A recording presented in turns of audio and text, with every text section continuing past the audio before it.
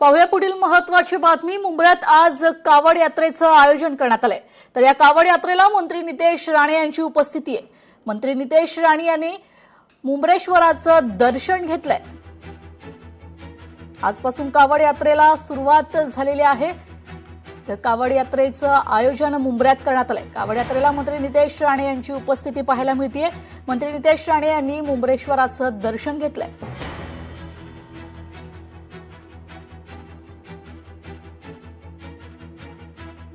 मंत्री नितेश राणे मुंब्रातील कावड यात्रेत सहभागी झालेत। आजपासून मुंब्राला मुंब्रा देवी म्हणा असं नितेश राणे म्हणतायत। मंत्री नितेश राणेंचं आवाहन मुंब्रा भगवा होता, आताही भगवा आहे आणि पुढेही भगवाच राहील असं नितेश राणे म्हणतायत।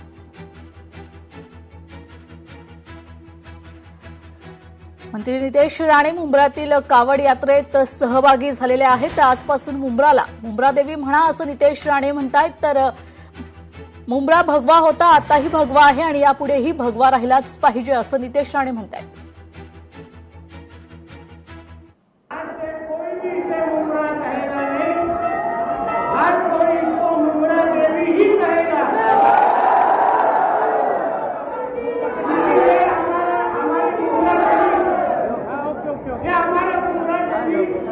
ये हमारे हिंदू राष्ट्र में है, ये देश एक हिंदू राष्ट्र में है, ये कोई किसी के अब्बा का पाकिस्तान नहीं है। हमारे हिंदू राष्ट्र में अगर हमारे यहाँ सभी हिंदुओं को हम मिलना चाहते हैं, उनको ताकत देना चाहते हैं, तो किसी को भी ऐतराज नहीं होना चाहिए।